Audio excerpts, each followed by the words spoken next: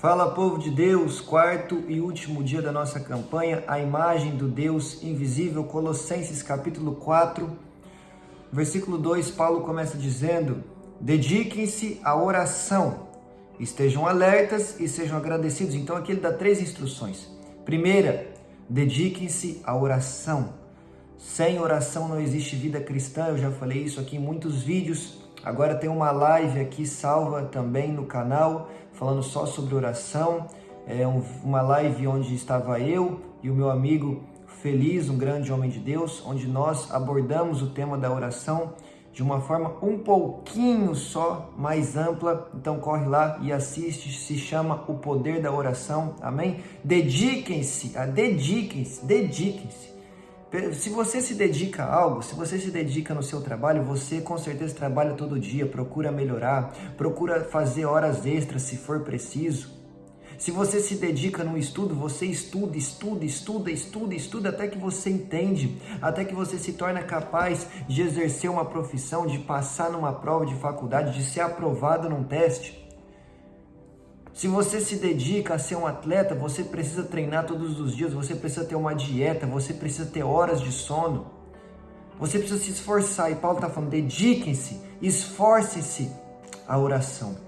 Amém? E ele também fala, estejam alertas e sejam agradecidos. Alerta quanto ao quê? Quanto ao pecado, esteja alerta para que você não caia no pecado, esteja alerta quanto à volta de Jesus, enfim, alerta a diversas formas, esteja alerta, esteja acordado, esteja atento, com os olhos abertos para aquilo que está acontecendo ao seu redor, para aquilo que está acontecendo dentro da sua família, tá? Tem famílias sendo vítimas de ataques espirituais, vítima de ataque espiritual das trevas, na área das finanças, na área do relacionamento, na área conjugal, na área do relacionamento com os filhos, na área da saúde, em diversas áreas, na área profissional, mas não consegue ver, não consegue enxergar, pensa que o que está acontecendo é normal, pensa que o que está acontecendo é a situação da vida, mas não é ataque das trevas, mas não está alerta, não está atento, está com os olhos fechados para a realidade espiritual. Então esteja alerta, esteja atento para aquilo que está acontecendo à sua volta e seja agradecido, porque se você está ouvindo esse vídeo é porque Deus te deu mais um dia de vida, Deus te deu mais um dia de força, Deus te trouxe nesse vídeo para te dizer, seja grato por tudo aquilo que eu tenho feito, por tudo aquilo que eu já fiz e por tudo aquilo que eu vou fazer na sua vida, porque se não fosse Deus, ai de nós. Versículo 3, ao mesmo tempo, orem também por nós, para que Deus abra uma porta para a nossa mensagem, a fim de que possamos proclamar o mistério de Cristo, pelo qual estou preso. Então Paulo, ele está escrevendo esta carta na prisão. Há quem diga que provavelmente foi no mesmo tempo que ele escreveu para Filemão, para os filipenses e para os efésios. Então Paulo na prisão ele está falando, orem por mim para que eu seja livre? Não, para que eu consiga pregar a mensagem do evangelho aqui dentro. Versículo 4, orem para que eu possa manifestá-lo abertamente, como me cumpre fazê-lo. O maior interesse de Paulo não é nem mesmo ser livre da prisão, gente, mas é pregar o evangelho, porque isso é o que ele cumpre fazer, é o que ele precisa fazer, é o que ele necessita fazer, é o que ele foi chamado para fazer. Ele está disposto a fazer o que ele foi chamado para fazer, custe o que custar, doa o que doer. E nós? Será que nós também estamos dispostos a fazer aquilo que Deus nos chamou para fazer, custe o que custar? Versículo 5, sejam sábios no procedimento para com os de fora, ou seja, para com os que ainda não são cristãos. Sejam sábios. Aproveitem ao máximo todas as oportunidades. Você tem a oportunidade de pregar para alguém que ainda não conhece Jesus?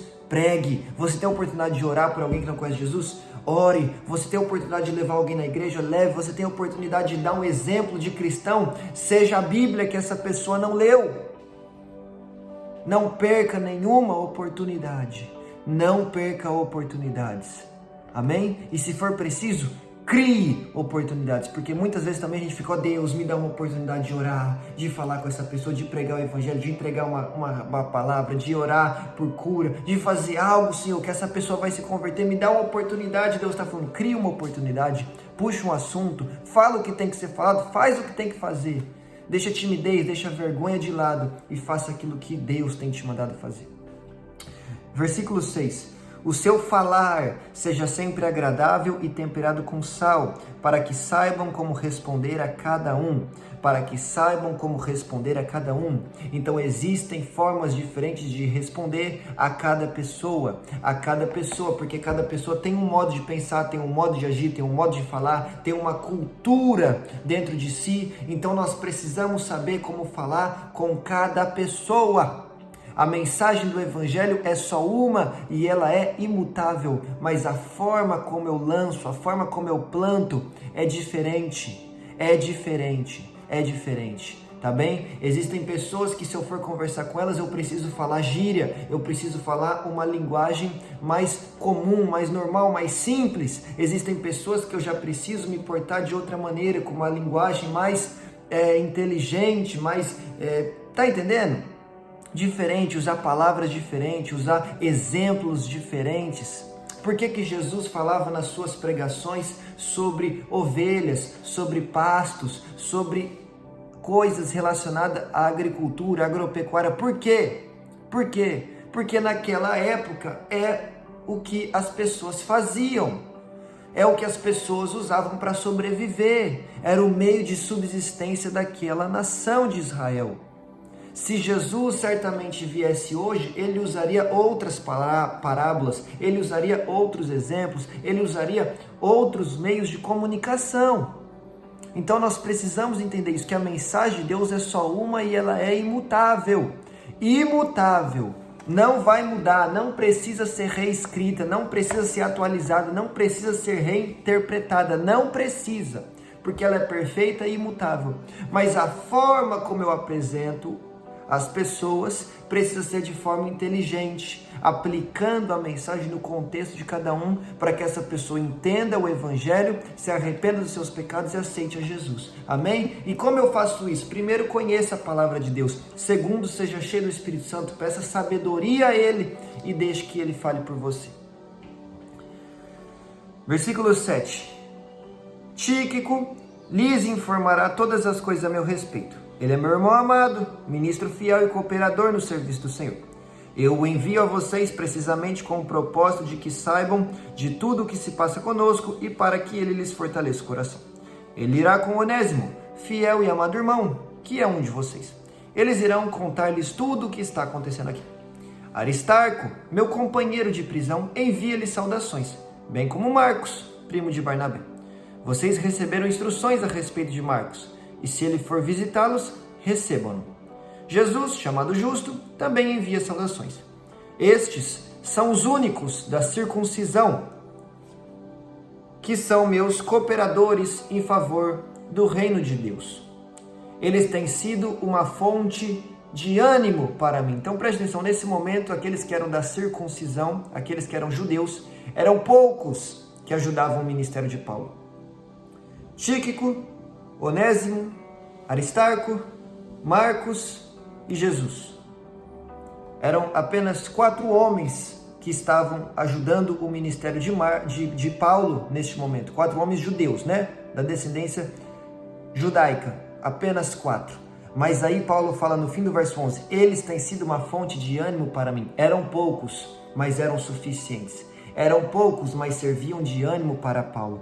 Deus vai colocar pessoas ao seu lado que vão ser como fonte de ânimo, que vão te dar força, que vão te dar estrutura, que vão te proporcionar recursos financeiros, recursos emocionais, recursos espirituais, que vão acrescentar na sua vida, que vão te tornar alguém mais sábio, que vão puxar a sua orelha quando for preciso, mas vai te direcionar no caminho correto. Podem não ser muitos, mas vão ser os que são necessários. Deus vai levantar pessoas, Deus vai te cercar de pessoas para que estas pessoas te ajudem a caminhar a caminhada, a corrida que Deus lhe propôs. Amém? Você recebe essa palavra? Só que às vezes, para Deus cercar nós de pessoas corretas, Ele precisa tirar pessoas erradas do nosso lado. Então não se assuste quando Deus arranca pessoas com raiz e tudo do teu lado, porque essa pessoa não é mais para andar contigo. Muitas vezes você não ouve, você não sabe o que essa pessoa fala de você, o que essa pessoa faz contra você quando você não está perto, mas Deus ouve tudo, Deus conhece tudo, Deus sabe tudo.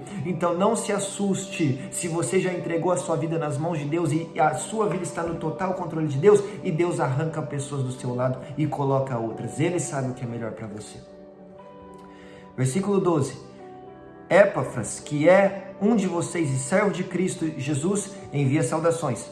Ele sempre está batalhando por vocês em oração, para que, como pessoas maduras e plenamente convictas, continuem firmes em toda a vontade de Deus. Preste atenção, esse homem, Epáfras, está batalhando pelos irmãos de Colosso em oração. Eu falo muito isso, eu acabei de falar isso, de estar alerta, porque muitas vezes a nossa família está sendo vítima de um ataque espiritual, ou algo do tipo. Nós precisamos fazer o quê? Batalhar pela nossa família em oração, batalhar pela nossa vida em oração, batalhar pela nossa igreja em oração. A nossa luta não é contra a carne, não é contra a sangue, é contra principados, potestades, dominadores já na região celestial, ou seja, é contra o mundo das trevas, é contra os demônios. Como é que eu luto contra demônios se não são com armas espirituais? Por isso que o próprio apóstolo Paulo escreve para a igreja de Corinto na sua segunda carta: as nossas armas não são carnais, mas são espirituais, poderosas em Deus. A nossa luta não é contra o ser humano, a nossa luta é no mundo espiritual. É por isso que as nossas armas não são humanas, as nossas armas são espirituais. A nossa principal arma é a oração. Então é tempo de nós batalharmos no mundo espiritual. Você é um guerreiro de Deus, você é uma guerreira de Deus. Coloca o seu joelho no chão e clama, e intercede, e se coloca na brecha pela sua família, pelo seu filho, pelo seu casamento, pela sua vida espiritual. Não fique esperando os outros fazerem, faça você. Entra na brecha você, se põe de joelho você, coloca a cara no chão você, clama a Deus você. Porque a oração do justo pode muito em seus efeitos. Clama a mim e responder-te-ei. É na sua oração que as coisas vão acontecer. Chega de ser crente 6 horas, né? Você ora por mim, você ora por mim, você ora por mim, mas eu nunca oro por mim, eu nunca oro pelos outros. Chega, é tempo de nós batalharmos em oração pela nossa vida e pela vida dos que nós amamos. Amém? Você é um guerreiro de oração. Eu não sei como orar. Ninguém sabe como orar. Eu não sei orar como me convém, mas eu sei que me convém orar. Tá bem? Se eu soubesse orar, o Espírito Santo não precisava interceder por mim, Jesus, a destra do Pai, não precisava interceder por mim, mas eles intercedem por quê? Porque muitas vezes eu não sei como orar. É por isso que o Espírito Santo, com gemidos inexprimíveis, intercede por mim. Ou seja, gemidos inexprimíveis são palavras que eu não consigo dizer e ele fala por mim. Isso é o quê? É graça. Eu mereço isso? Não mereço. Ele faz por mim? Faz. Eu preciso disso? Preciso. Eu conseguiria fazer sozinho? Não. Mas ele faz por mim. Isso é o quê? É graça. Ou seja, é o próprio Deus me ajudando a falar com ele. Porque eu não sei orar como me convém, mas me convém orar. E por isso eu oro todos os dias. Amém? Se posicione como um guerreiro de oração. Versículo 13. Dele, de Epáfras, dou testemunho de que se esforça muito por vocês e pelos que estão em Laodiceia e em Hierápolis. Lucas, o médico amado, e Demas enviam saudações. Saúdem os irmãos de Laodiceia, bem como Ninfa, e a igreja que se reúne em sua casa. Olha que coisa linda, tinha uma igreja que se reunia na casa dessa mulher, Ninfa. Que bonito, né? Talvez a igreja estava sendo perseguida naquela época e talvez também não tinha toda a estrutura que muitas igrejas têm hoje, mas ainda assim os irmãos não deixavam de se reunir na casa dessa mulher. Depois que esta carta for lida entre vocês, faça também com que seja lida na igreja dos Laodicenses, e que vocês igualmente leiam a carta de Laodiceia. Ou seja, Paulo enviou carta para Laodiceia e falou: Laodiceia, envia essa carta para Colosso. E enviou esta carta para Colosso e falou: envie para Laodiceia. Infelizmente a carta de Laodiceia nós não temos, mas como eu sempre digo, a Bíblia, composta de 66 livros, é perfeita, imutável, palavra de Deus inerrante. Então o que está aqui é o que precisava estar. O que não está aqui é o que não precisava estar. Amém? É isso. Deus está no controle de todas as coisas. Como é que a palavra de Deus está em falta, está falhando algo? Então Deus falhou. De jeito nenhum, né? Versículo 17. Digam a Arquipo, cuide em cumprir o ministério que você recebeu no Senhor. Isso aqui é uma palavra profética. Isso aqui é uma revelação. Porque Paulo está na prisão, está escrevendo uma carta para esses homens e do nada, de repente, no meio das suas saudações finais, ele lança aqui, ó, digam para aquele homem chamado Arquipo, cuide em cumprir o ministério que você recebeu do Senhor. Isso aqui certamente é uma revelação que o Espírito Santo mandou Paulo entregar para esse homem por meio de carta. Só que esta palavra vem para você nesse dia. Cuide em cumprir do ministério que você recebeu do Senhor. Você que está com o ministério atrasado. Você que deveria estar fazendo a obra e ainda não está. Você que já deveria ser um obreiro da casa do Senhor e ainda não é. Você que já deveria estar pregando o evangelho e ainda não está. Desperta. Fique atento. Fique alerta. Deus vai te cobrar um dia desse dom, desse talento que Ele te emprestou e você não utilizou e enterrou. Deus vai te cobrar. Então faça com excelência aquilo que Deus te mandou fazer. Amém? Versículo 18. Eu, Paulo, escrevo essa saudação de próprio punho. Lembre-se das minhas algemas. A graça seja com vocês. Por que Paulo fala lembre-se das minhas algemas? Porque quando eu lembro da algema de Paulo, eu lembro o porquê que ele está algemado. E ele está algemado por causa do amor de Jesus. Paulo, algemado, está orando, está buscando a Deus, está pregando o evangelho, está escrevendo carta para os irmãos Colossenses, Efésios, Filipenses e escrevendo para Filemão. Quem sou eu? Quem é você no tempo da algema, no tempo da dificuldade, no tempo da prisão, no tempo da prova, no tempo do deserto, no tempo da escassez, da crise? Quem sou eu? Quem é você? Paulo era o mesmo. Se bobear, buscava até mais. Não sei, mas certamente ele era um servo de Deus, fiel e que amava a Deus acima de todas as coisas. Quem sou eu? Quem é você no tempo da crise, da dificuldade?